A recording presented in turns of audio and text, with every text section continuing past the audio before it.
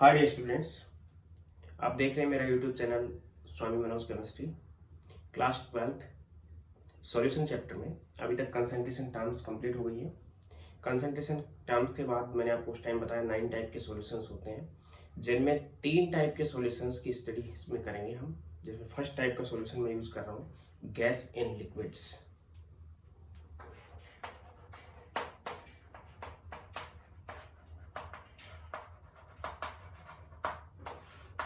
Solute हम gas use कर रहे हैं और सॉल्वेंट यूज कर रहे हैं liquid.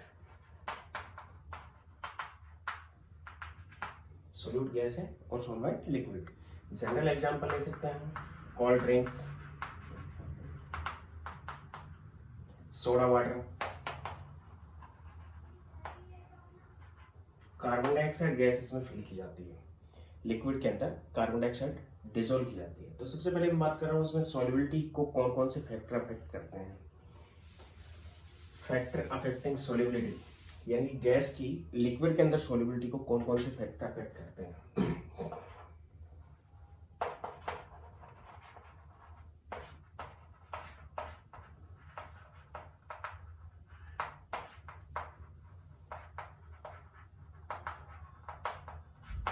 Factor affecting solubility of gas in liquid. Number first, nature of solute.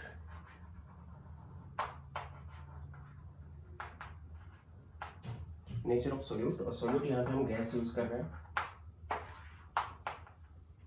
Generally ऐसा देखा गया है कि जिस गैस की क्रिटिकल टेम्परेचर की वैल्यू ज्यादा होती है वो लिक्विड में ज्यादा सोल्यूबल होती है, और जिस गैस की क्रिटिकल टेम्परेचर की वैल्यू कम होती है वो गैस के अंदर कम सोल्यूबल होती है। Means gas which have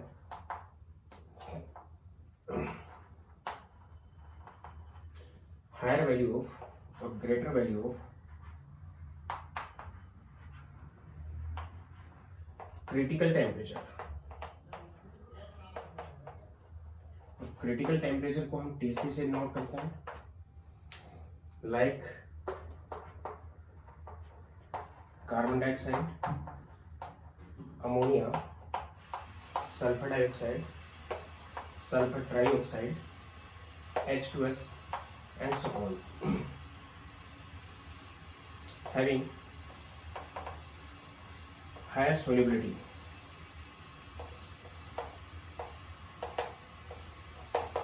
in liquids। liquids के अंदर इनकी solubility ज़्यादा होती है। and the gases which have low value of critical temperature,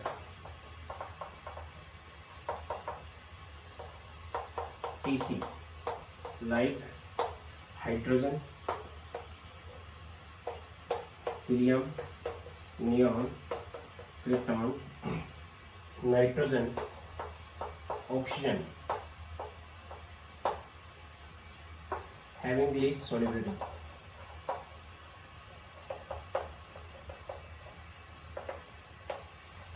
having least solubility in liquids। Liquids के अंदर में सोल्युबिलिटी की वैल्यू कम होती है, और जो क्रिटिकल टेम्परेचर है TC वो 11th में आपको बता रखा है, it is equal to 8A/27 RB।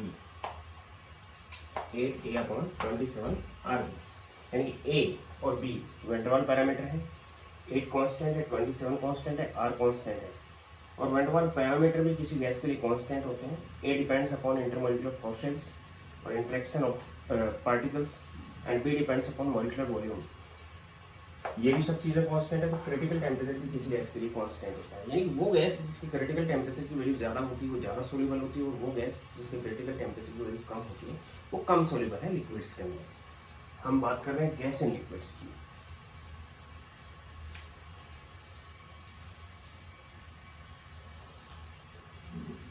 इसके बाद सेकेंड बात कर रहे हैं हम कि नेचर ऑफ सॉल्वेंट। जो हम सॉल्वेंट यूज कर रहे हैं उसकी नेचर पर भी डिपेंड करेगा। Second is nature of solvent. Solvent हमने यूज किया यहाँ पे लिक्विड,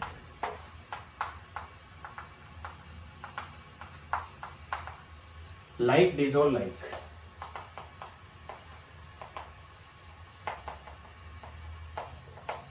मीन्स इक्वल इक्वल को घोल लेता है, डिजोल्व कर लेता है। मीन्स पोलर सॉल्यूट के अंदर, पोलर सॉल्वेंट के अंदर पोलर सॉल्यूट और नॉन पोलर सॉल्वेंट के अंदर नॉन पोलर सॉल्यूट ज़्यादा सोल्यूबल होता है। फॉर एग्जांपल पोलर अगर गैस की बात करें हम, जो कि एक सॉल्यूट है, और पोलर ही सॉल्वेंट की बात करें, like polar gases resultant dipole moment CO2 का 0 होता है, लेकिन उसमें 2 पॉइंट्स बने होते हैं। या फिर हमें अमोनिया की बात कर लेता हूँ, अमोनिया एक पोलर गैस है और पोलर सॉल्वेंट वाटर, वाटर एक पोलर सॉल्वेंट है। इसी टाइप से नॉन पोलर गैस, यहाँ पे सॉल्वेंट हमने लिक्विड यूज किया है, नॉन पोलर गैस और non polar he solvent liquid, like non polar gas is chlorine and non polar liquid is benzene. Polar में नॉन पोलर में ज्यादा सोल्यूबल होता है, हायर सोल्यूबिलिटी होती है इस कंडीशन में।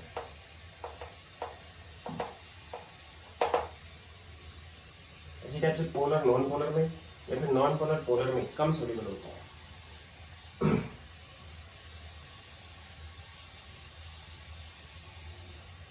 पोलर गैस यूज कर रहे हैं, फॉर एग्जांपल अमोनिया, और non polar for example benzene, toluene liquid use कर रहे हैं। इसी टाइप से नॉन पोलर लिक्विड यूज कर रहे हैं, sorry non polar gas use कर रहे हैं एंड पोलर लिक्विड यूज कर रहे हैं। लिक्विड यहाँ पे सॉल्वेंट है और गैस यहाँ पे सॉल्यूट है। Non polar for example chlorine use कर लिया हमने, और polar for example water. Chemically अगर ये रिएक्ट नहीं करते हैं तो सॉल्युबिलिटी इनकी लीस्ट होगी, उस कंडीशन में लीस्ट सॉल्युबिलिटी होगी, सॉल्युबिलिटी इनकी कम होती है। यानी पोलर नॉन पोलर में या फिर नॉन पोलर पोलर में कम सोल्यूबल होते हैं। अगर कोई गैस सॉल्वेंट लिक्विड के साथ केमिकली रिएक्ट करती है, गैस केमिकली रिएक्ट करती है सॉल्वेंट के साथ, तो उस कंडीशन में उसकी सॉल्युबिलिटी बढ़ जाती है।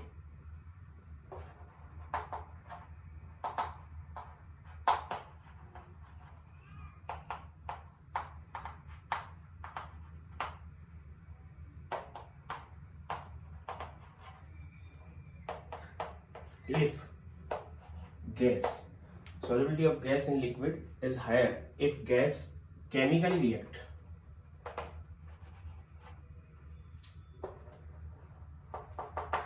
with solvent liquid. For example ammonia की वाटर के अंदर सोलिबिलिटी ज़्यादा होने का बेसिक रीज़न ये है कि अमोनिया वाटर के साथ, अमोनिया एक गैस है NH3 एंड वाटर एक लिक्विड है, वाटर के साथ केमिकली रिएक्ट करती है and convert into NH4OH, ammonium hydroxide बना देती है। इसी टाइप से सल्फर डाइऑक्साइड भी वाटर के साथ ट्रीट होती है, गैस है, ये लिक्विड है and it convert into H2SO3। इसी टाइप से सल्फर ट्राइऑक्साइड भी वाटर के साथ ट्रीट होती है एंड कन्वर्ट इनटू H2SO4। इसी टाइप से क्लोरीन गैस है, वाटर के साथ ट्रीट होकर convert into HF+O2, 2HF plus में हाफ O2, वाटर के साथ ट्रीट होती है, गैसियस स्टेट में होती है। ये भी गैस है, ये लिक्विड यूज किया हमने, ये गैस है, ये लिक्विड है।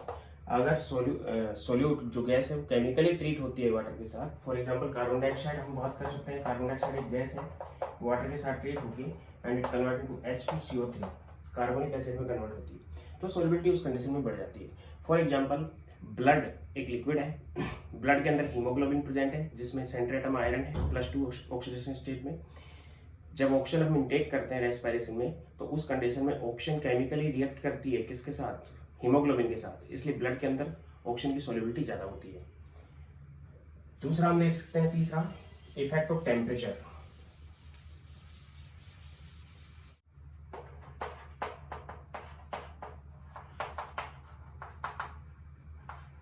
इफेक्ट ऑफ टेम्परेचर, टेम्परेचर का इफेक्ट। जो सोल्यूट यूज किया हमने, गैस यूज की है,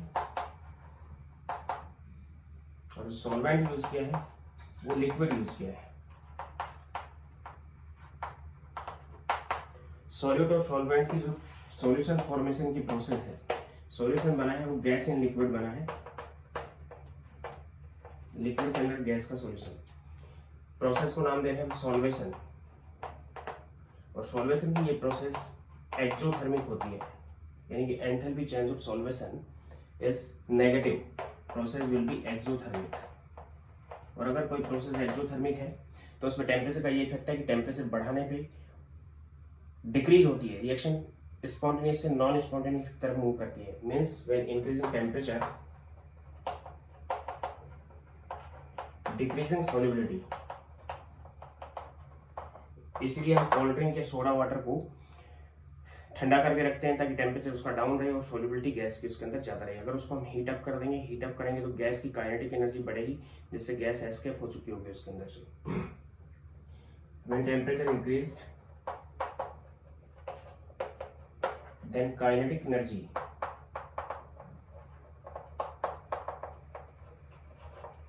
of gaseous particles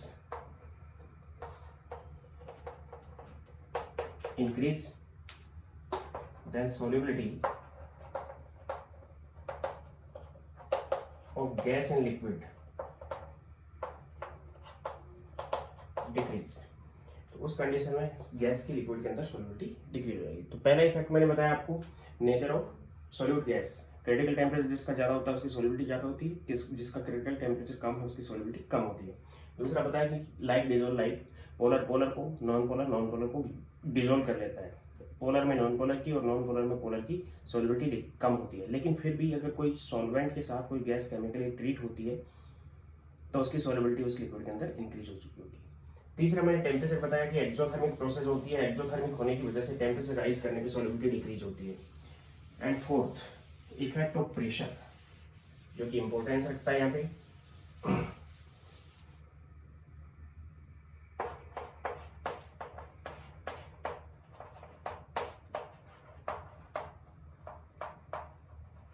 प्रेशर का इफेक्ट कि अगर हम प्रेशर बढ़ाएंगे गैस पे तो गैस की लिक्विड के अंदर सॉल्युबिलिटी इंक्रीज होगी। इसलिए सोडा वाटर और कोल्ड ड्रिंक हायर प्रेशर पे सील किए जाते हैं। When pressure increased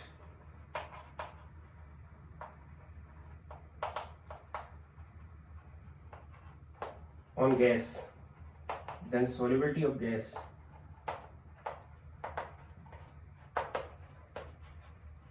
in liquid increased. और इसको हम हेनरीज लॉ से एक्सप्लेन कर सकते हैं। प्रेशर के इफेक्ट में हेनरीज लॉ,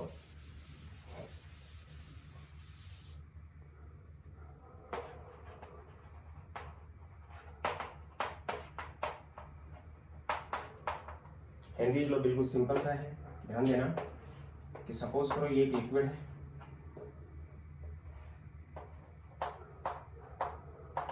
और यहाँ पे हमने एक गैस फिल कर रखी है। तो अगर गैस पे हम प्रेशर एग्जर्ट करते हैं, बढ़ा देते हैं प्रेशर, तो उस कंडीशन में गैस लिक्विड के अंदर डिसॉल्व हो जाएगी। लेकिन लिक्विड का जो वॉल्यूम है वो चेंज नहीं होगा, वॉल्यूम बढ़ेगा नहीं। यानी लिक्विड के अंदर गैस डिसॉल्व होगी वो उतनी होगी कि लिक्विड के बीच में जो गैप है उसके अंदर वो जाके ऑक्यूपाई हो जाएगी। तो प्रेशर बढ़ाने पे गैस के अंदर लिक्विड की सॉल्युबिलिटी बढ़ जाती है। हेनरीज में बताता है कि अगर प्रेशर बढ़ाते हैं तो उस कंडीशन में गैस के अंदर एम क्वांटिटी की डिसॉल्व्ड गैस है लिक्विड के अंदर, डिसॉल्व गैस की क्वांटिटी m है, डिसॉल्व गैस की लिक्विड के अंदर क्वांटिटी m यूज की है, तो प्रेशर की वो डायरेक्टली प्रोपोर्शनल होगी। Means quantity of dissolve gas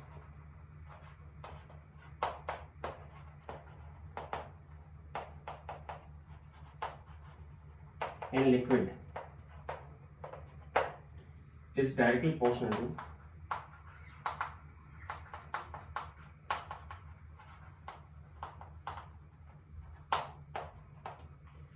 to pressure exerted on gas।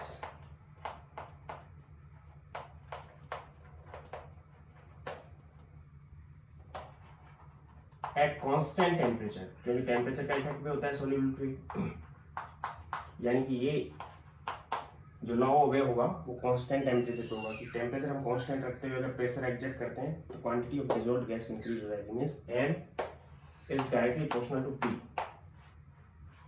फिर m इज ये एक कांस्टेंट टेम्परेचर है, फिर m is quantity of dissolved gas,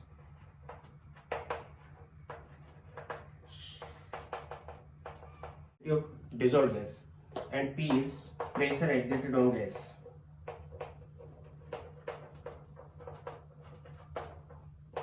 gas के ऊपर कितना प्रेशर एग्जर्ट किया। प्रोपोर्शनलिटी साइन को ओपन करेंगे, then N is equal to KH into P। KH Henry's constant है,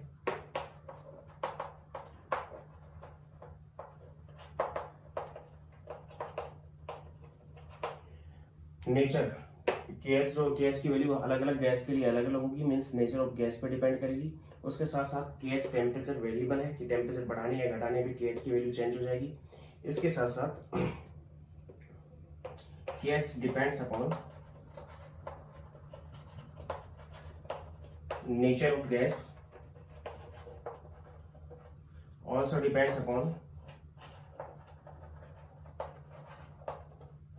टेम्परेचर पे भी डिपेंड करता है। ये इक्वेशन फर्स्ट है। हेनरीज लॉ को हम दूसरे टाइप से भी अल्टरनेटिव स्टेटमेंट के अकॉर्डिंग देख सकते हैं। Alternative statement,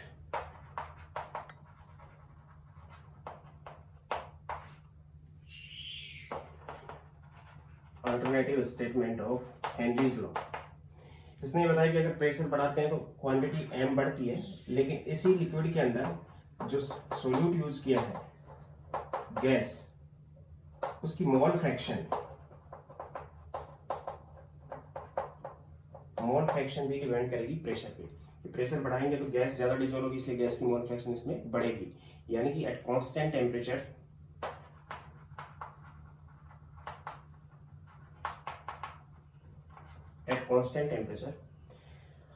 the mole fraction of gas in liquid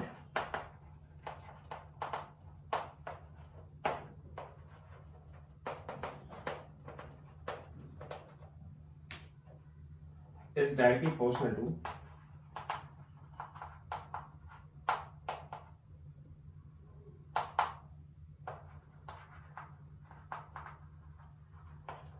exerted pressure।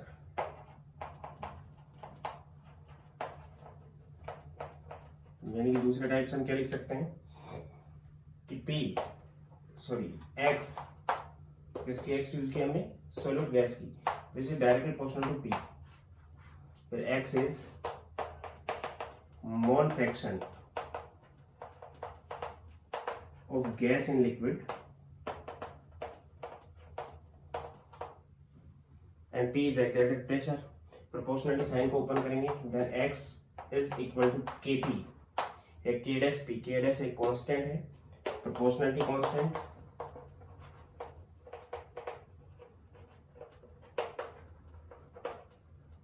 और K dash is reciprocal of KH। ये हेनरीज कांस्टेंट का रेसिप्रोकल है, तो इसको हम क्या लिख सकते हैं, x is 1/KH into P, means P is equal to KH into x। Equation second, ये अल्टरनेटिव स्टेटमेंट हो गया। किसी गैस की जो सॉल्युबिलिटी है किसी लिक्विड के अंदर कांस्टेंट टेम्परेचर पे, तो उस कंडीशन में गैस की मोल फ्रैक्शन जो लिक्विड के अंदर है और उसका हेनरीज कांस्टेंट, दोनों का जो प्रोडक्ट होता है वो प्रेशर के डायरेक्टली इक्वल होता है। मीन्स क्या लिख सकता हूं यहाँ पे, इस इक्वेशन से pressure exerted is directly proportional to, या is directly equal to product of Henry's constant of gas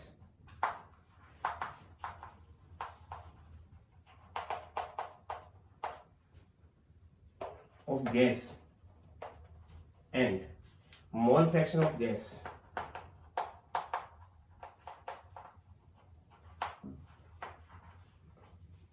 present in liquid।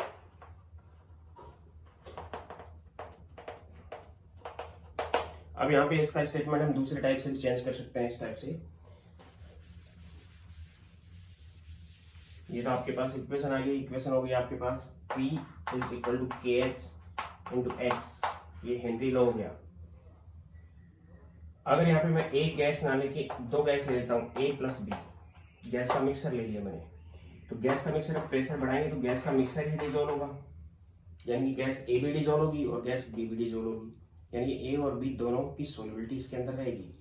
तो according to this Henry's law से हम बता सकते हैं कि गैस A का पार्शियल प्रेशर अगर PA है और गैस B का पार्शियल प्रेशर अगर PB है, तो P जो टोटल प्रेशर है वो P is equal to PA plus PB, तो आ जाएगा डाल्टन लॉ से, Dalton's law of partial pressure, यानी टोटल प्रेशर तो PA प्लस PB के इक्वल होगा। लेकिन जिसका पार्शियल प्रेशर ज्यादा है वो ज्यादा सोल्यूबल होगी, जिसका पार्शियल प्रेशर कम है वो कम सोल्यूबल होगी। कहने का मतलब है कि mole fraction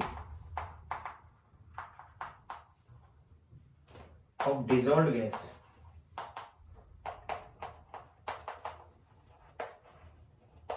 in liquid is directly proportional to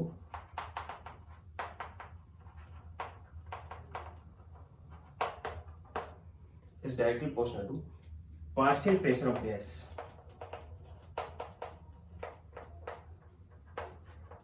gas के पार्शियल प्रेशर के डायरेक्टली प्रोपोर्शनल होगी, यानी गैस ए का पार्शियल प्रेशर अगर ज्यादा है तो एक्स से ज्यादा होगा, गैस बी का पार्शियल प्रेशर अगर कम है तो एक्स बी जो इसमें डिसॉल्व होगी वो कम होगी। मींस इससे हम बता सकते हैं कि P A is directly proportional to X A and P B is directly proportional to X B अगर गैसेस मिक्सर है तो, यानी P A is K H of A into X A and P B is K H of B into X B.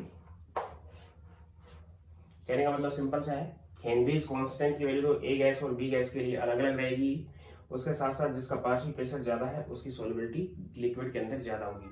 For example air के अंदर अगर nitrogen और oxygen दो गैसें हैं, नाइट्रोजन 80% है, ऑक्सीजन 20% है, तो पार्शियल प्रेशर नाइट्रोजन का ज्यादा है बजाय किससे, ऑक्सीजन से।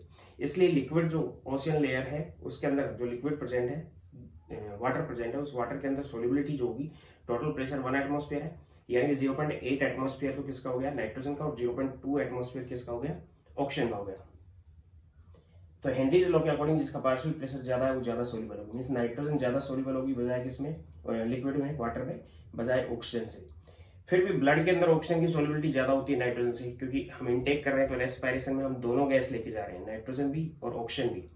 लेकिन नाइट्रोजन का पार्शियल प्रेशर ज्यादा है और ऑक्सीजन का पार्शियल प्रेशर कम है, but oxygen react with haemoglobin, oxygen haemoglobin से रिएक्ट करती है, इसलिए नाइट्रोजन की बजाय ऑक्सीजन की सोल्युबिलिटी ब्लड के अंदर ज्यादा हो जाती है। यानी केमिकली अगर कोई गैस रिएक्ट करती है तो उसकी सोल्युबिलिटी ज्यादा होगी।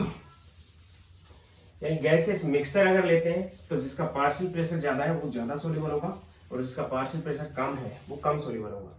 हेनरीज लॉ ये है कि P is equal to KH into x,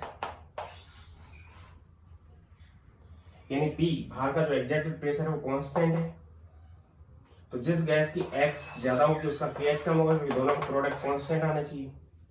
suppose करो प्रेशर की वैल्यू 2 एटमॉस्फेयर है, ये तो कांस्टेंट है बाहर की, एक गैस के लिए मोल फ्रैक्शन है वो 0.9 है या 0.5 लगा लो, गैस के लिए मोल फ्रैक्शन कितनी है 0.5, तो उस कंडीशन में KH की वैल्यू 4 हो जाएगी। और अगर ये 0.2 है, मोल फ्रैक्शन इसकी 0.2 है, तो KH की वैल्यू कितनी हो जाएगी 10 हो जाएगी।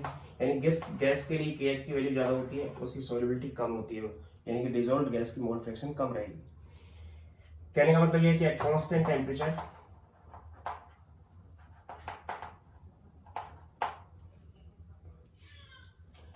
The gas which have higher value of KH is least soluble। जिस गैस के लिए KH की वैल्यू ज्यादा होगी उसकी सोल्युबिलिटी कम, और जिस गैस के लिए KH की वैल्यू कम होगी उसकी सोल्युबिलिटी ज्यादा होगी। यानी कि यहाँ पे अगर इस इक्वेशन को हम straight line equation y is equal to mx के रूप में देखते हैं, P is equal to KH into X, straight line equation है y is equal to M X plus C, यानी प्लस में तो हम 0 यूज कर सकते हैं यहाँ पे। स्ट्रेट लाइन इक्वेशन है।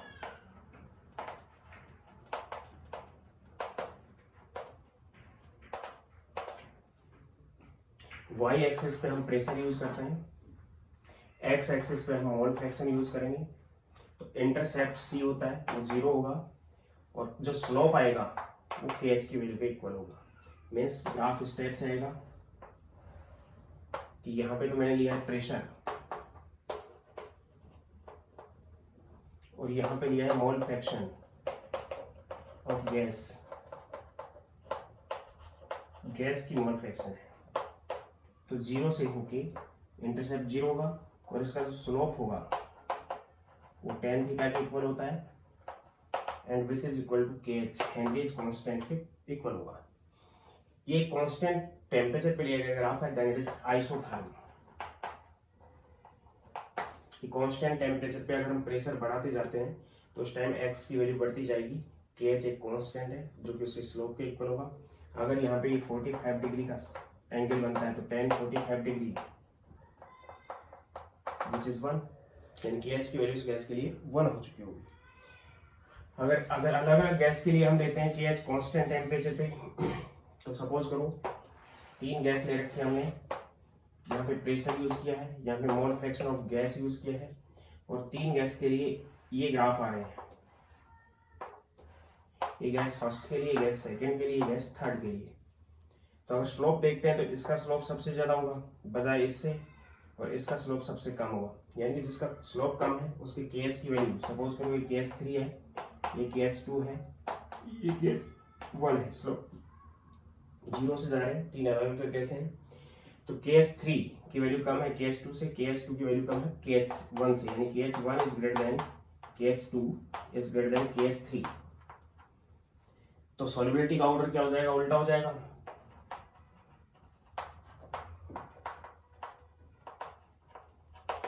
ऑफ गैस सबसे ज्यादा सोल्यूबल थर्ड गैस होगी, क्योंकि इसकी kh की वैल्यू कम है, जिसकी kh की वैल्यू कम होती है वो ज्यादा सोल्यूबल होती है, यानी third is greater than second is greater than first. ये इनके सोल्यूबिलिटी का ऑर्डर आ जाएगा, बिल्कुल अपोजिट ऑर्डर होगा।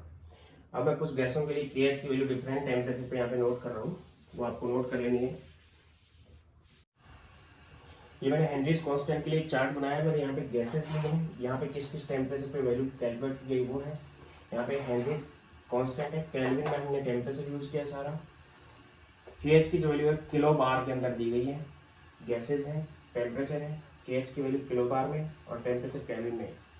हीलियम के लिए 293 केल्विन, 293 केल्विन पे यानी 20 डिग्री सेंटीग्रेड पे हीलियम का जो kh आता है उसकी वैल्यू 144.97 है। हाइड्रोजन के लिए 293 केल्विन पे 69.16 है।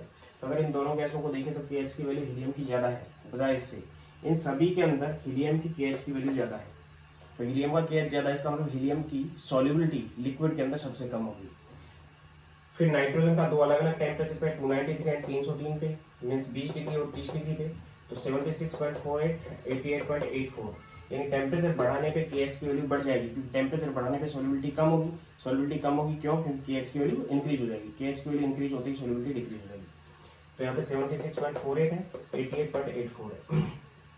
ऑक्सीजन के लिए डिफरेंट टेम्परेचर पे 293 पे और 303 पे केल्विन पे 34.86 एंड 46.82, टेम्परेचर बढ़ाने पे इसकी kh की वैल्यू भी क्या होगी, बढ़ गई, किलो बार में kh की वैल्यू। आर्गन के लिए 298 के लिए सारी वैल्यू 298 मीन्स 25 डिग्री सेंटीग्रेड पे ली गई है।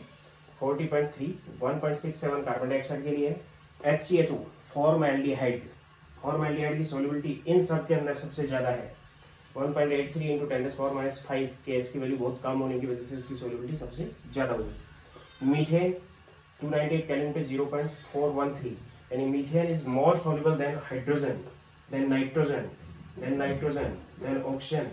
ऑक्सीजन से भी ज्यादा सॉल्युबल, kh की वैल्यू इसके लिए कम है। And vinyl chloride CH2 double bond CHCl, vinyl chloride है, नाम नोट कर लेना, 298 केल्विन पे 0.611, यानी इसकी सॉल्युबिलिटी भी ज्यादा होती है, यानी सबसे ज्यादा सॉल्युबल इन सभी गैसेस में HCHO है, फॉर्मल्डिहाइड, और सबसे कम सॉल्युबल है यहाँ पे हीलियम। हीलियम की kh की वैल्यू सबसे ज्यादा होती है, इसका मतलब हीलियम की सॉल्युबिलिटी सबसे कम है। डिफरेंट टेम्परेचर पे kh की वैल्यू डिफरेंट होगी। कहने का मतलब यह है कि टेम्परेचर बढ़ाने पे, यानी kh depends upon nature of solute gas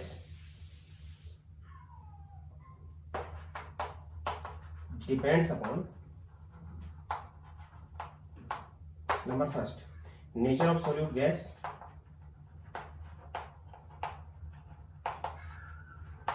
number second, temperature. When temperature increased, then value of kh of gas increased and solubility of gas decreased.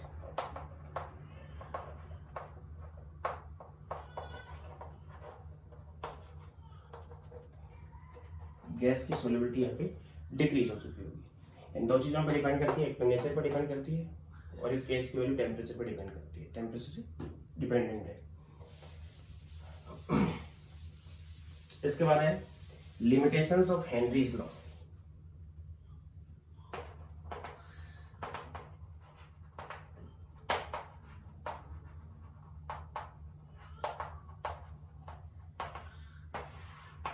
Henrys law ओबे होता है सभी कंडीशंस में। गैस के ऊपर जब प्रेशर डालते हैं तो गैस की सॉलिबिलिटी बढ़ जाती है, लेकिन कुछ ऐसी कंडीशंस हैं जिसमें हेनरीज लॉ ओबे नहीं होता। एक तो बहुत ज़्यादा प्रेशर पे हेनरीज लॉ ओबे नहीं होता, एक बहुत ज़्यादा टेम्परेचर पे हेनरीज लॉ ओबे नहीं होता, बहुत कम टेम्परेचर पे सॉरी हेनरीज लॉ ओबे नहीं होता। Means not obeys at higher pressure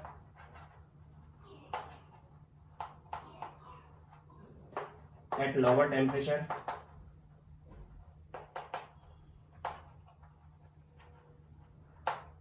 and third, अगर सॉल्यूट गैस है सॉल्वेंट के अंदर केमिकली रिएक्ट करती है, if solute gas chemically react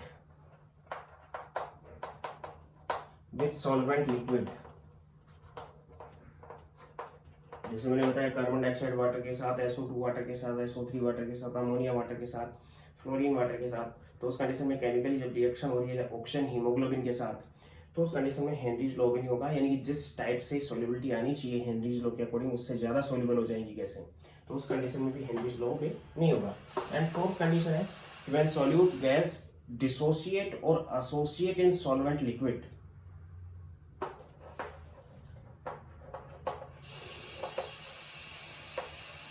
dissociate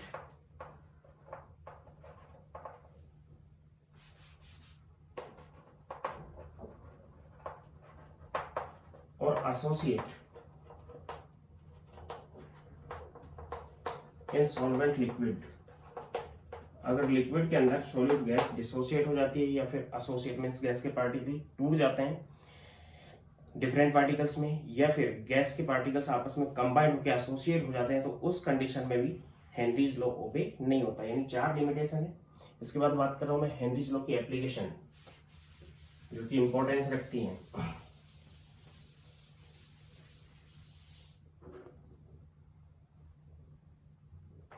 applications of Henry's law.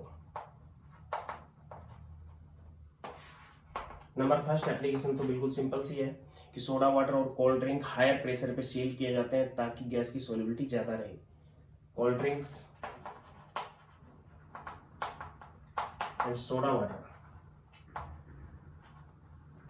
Sealed at higher temperature, sorry higher pressure. क्यों? क्योंकि हायर प्रेशर पे gas की सॉल्युबिलिटी ज्यादा रहेगी। सेकेंड, कि हम जो रेस्पिरेशन कर रहे हैं उसमें दोनों गैस का मिक्सर जा रहा है, नाइट्रोजन का भी और ऑक्सीजन का भी, दोनों गैस का मिक्सर जा रहा है। दोनों गैस के मिक्सर में ऑक्सीजन के लिए तो हेनरीज लॉ में नहीं होगा, फिर भी नाइट्रोजन की सॉल्युबिलिटी तो रहेगी। दूसरा हम ये बता सकते हैं कि जब स्कूबा डाइवर्स जाते हैं या फिर ओशियन डाइवर्स जाते हैं या फिर मैं कहूँ स्काई डाइवर्स जाते हैं, तो ऑक्सीजन गैस के सिलेंडर के अंदर वो हीलियम गैस की कंपोजिशन साथ लेके जाते हैं ताकि उस गैस के सिलेंडर की जो पार्शियल प्रेशर है ऑक्सीजन का वो मेंटेन रह सके, क्योंकि ऑक्सीजन की सॉल्युबिलिटी तो ज़्यादा रहती है ब्लड में, उसके साथ साथ उसमें नाइट्रोजन भी होती है सिलेंडर में, हीलियम होती है, हीलियम की सॉल्युबिलिटी बहुत कम है, इसलिए हीलियम गैस पार्शियल प्रेशर को मेंटेन रखने के लिए लेके जाते हैं। तो सेकंड में स्कूबा डाइवर्स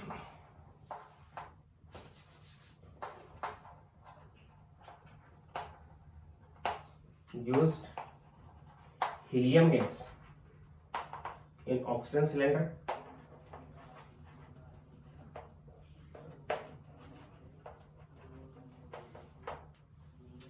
to maintain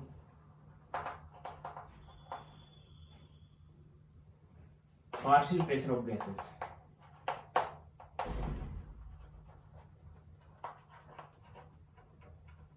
और मिक्सर होता है उसमें हीलियम जो होती है वो लगभग 11.7% है, नाइट्रोजन लगभग 54.2% है,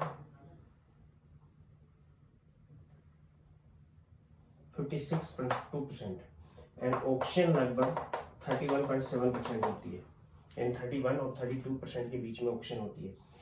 तो होता क्या है कि जब स्कूबा डाइवर अंदर जाते हैं तो जैसे जैसे अंदर जाएंगे वैसे वैसे प्रेशर बढ़ता जाएगा, प्रेशर बढ़ता जाएगा तो नाइट्रोजन की सॉल्युबिलिटी और ऑक्सीजन की सॉल्युबिलिटी भी बढ़ती चली जाएगी, इसलिए हीलियम लेके जाते हैं ताकि ये कम सॉल्युबल है, ये इनके पार्शियल प्रेशर को मेंटेन करती है। और जब जैसे ही वो नीचे से एकदम ऊपर आते हैं तो ब्लड के अंदर नाइट्रोजन और ऑक्सीजन ज्यादा डिजोल्व हो जाते हैं क्योंकि पार्शियल प्रेशर इनका बढ़ चुका होता है। जैसे ही वो ऊपर आते हैं तो ये जो गैसें हैं ये बाहर निकलती हैं, प्रेशर कम होता जाता है। तो उस कंडीशन में अगर हम हीलियम गैस नहीं लेके जाएंगे, नाइट्रोजन और ऑक्सीजन की सॉल्युबिलिटी ज्यादा रहेगी और जब ऊपर आएंगे तो नाइट्रोजन ऑक्सीजन ब्लड से एकदम तेजी से बाहर आएंगी, नाइट्रोजन इकट्ठी हो जाती है, इकट्ठी होके नाइट्रोजन के बबल्स बन जाते हैं बैंड उसके अंदर, ब्लड के अंदर विच कॉल्ड बैंड, जिसको हम नाम देते हैं bends. Bends are bubbles of nitrogen gas in blood. इससे बचने के लिए हम हीलियम गैस को इसके साथ लेके चले जाते हैं। तो ये भी हेनरीज लॉ की एप्लीकेशन है। थर्ड, जो स्काई डाइवर्स होते हैं वो ऊपर जाएंगे, स्काई डाइवर्स जैसे जैसे ऊपर जाएंगे वैसे वैसे क्या होगा, प्रेशर कम होता जाएगा तो ऑक्सीजन की सॉल्युबिलिटी ब्लड के अंदर कम हो जाएगी। और ऑक्सीजन की सॉल्युबिलिटी अगर कम हो जाती है क्योंकि पार्शियल प्रेशर ऑक्सीजन का कम होगा, तो according to Henry's law partial pressure कम होने की वजह से ऑक्सीजन की सॉल्युबिलिटी ब्लड के अंदर कम हो जाएगी और उस टाइम एनोक्सिमा टाइप की डिजीज हो जाती है।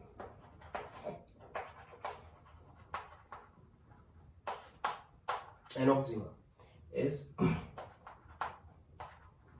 Less solubility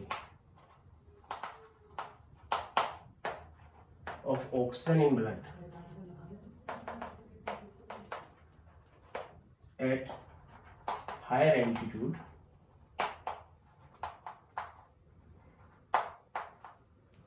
due to less partial pressure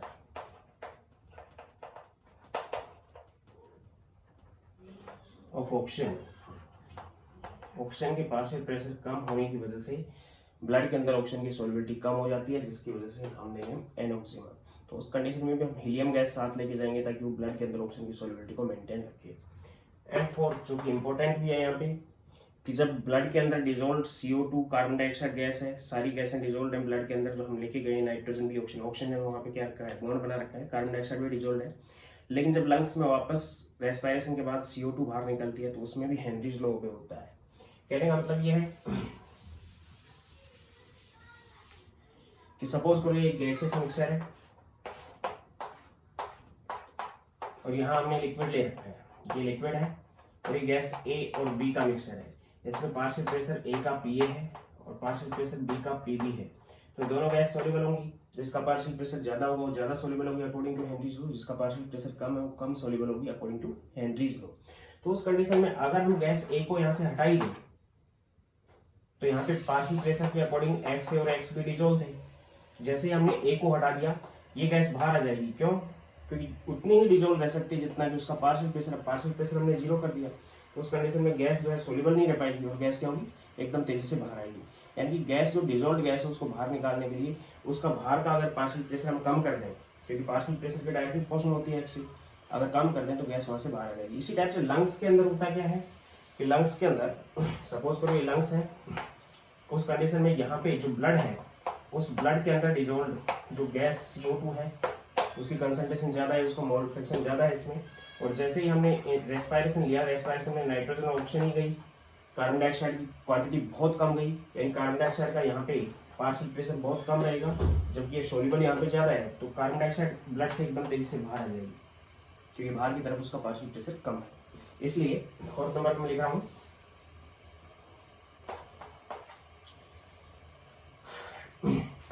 CO2 removed from blood according to Henry's law.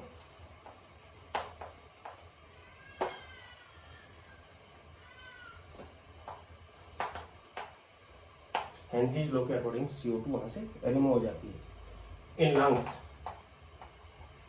क्योंकि लंग्स के अंदर होता क्या है, due to partial pressure of CO2, partial pressure of CO2 in air, और रेस्पिरेशन जो हमने किया है is least, but quantity of dissolved CO2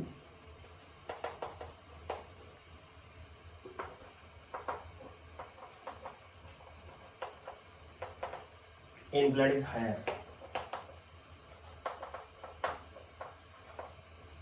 इसलिए पार्शियल प्रेशर कम होने की वजह से डिजोल्व CO2 वहां से बाहर आ जाएगी, क्योंकि बाहर का पार्शियल प्रेशर कम है, क्योंकि हेनरीज लॉ के अकॉर्डिंग कार्बन डाइऑक्साइड उतनी ही डिजोल्व रह सकती है जितना बाहर का पार्शियल प्रेशर है। तो यहाँ पे liquid in liquid solutions, sorry gas in liquid solutions complete हो चुका है। इसमें बेसिकली एक हेनरीज लॉ है, इस पर एक क्वेश्चन कर रहे हैं हम। क्वेश्चन है Henry's law constant of CO2 is 5/3 means 1.67 kilo bar at 98 kelvin, no sorry 298 kelvin पे 1.67 मींस 5/3 किलो बार CO2 की हेनरीज लॉ कांस्टेंट की वैल्यू है। What is the mole fraction of CO2, carbon dioxide की mole fraction क्या होगी in rain drop, जो air के अंदर जो ड्रॉप गिर रही है रेन की उसके अंदर, if CO2 in atmosphere, atmosphere के अंदर CO2 1% है और एटमॉस्फेरिक प्रेशर कितना होता है 1 एटमॉस्फेयर। कहने का मतलब है कि सपोज करो ये रेन ड्रॉप है, बाहर की तरफ यहाँ एटमॉस्फेयर है और एटमॉस्फेयर का टोटल प्रेशर तो 1 एटमॉस्फेयर है, बट इसके अंदर CO2 है वो 1% ही है, यानी कि टोटल जो पार्शियल प्रेशर ऑफ CO2 है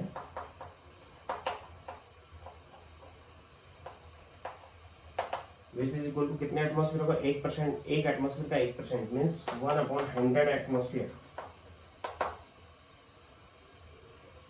एक एटमॉस्फेयर का 1% है, यानी कि 1/100 एटमॉस्फेयर पार्शियल प्रेशर है किसका, गैस का।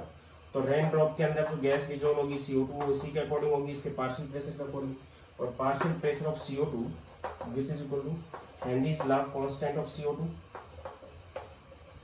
Multiply by mole fraction of CO2 in rain drop, ये कैलकुलेट करनी है हमें। Then mole fraction of CO2 in rain drop which is equal to partial pressure of CO2 divided by Henry's law constant of CO2. Then x of CO2 in rainwater which is equal to partial pressure of CO2 यहाँ पे है 1/100 means 10⁻² atmosphere, जिसको मैं यहाँ पे बार use कर सकता हूँ। एग्जैक्टली ये बार के इक्वल होगा क्योंकि एटमॉस्फेयर बार में कोई ज़्यादा डिफरेंस नहीं है, तो यहाँ पे मैंने इसको बार यूज कर लिया क्योंकि 1 atmosphere this is equal to 1.013 bar, लगभग सेम होते हैं दोनों, इसलिए बार यूज कर लिया।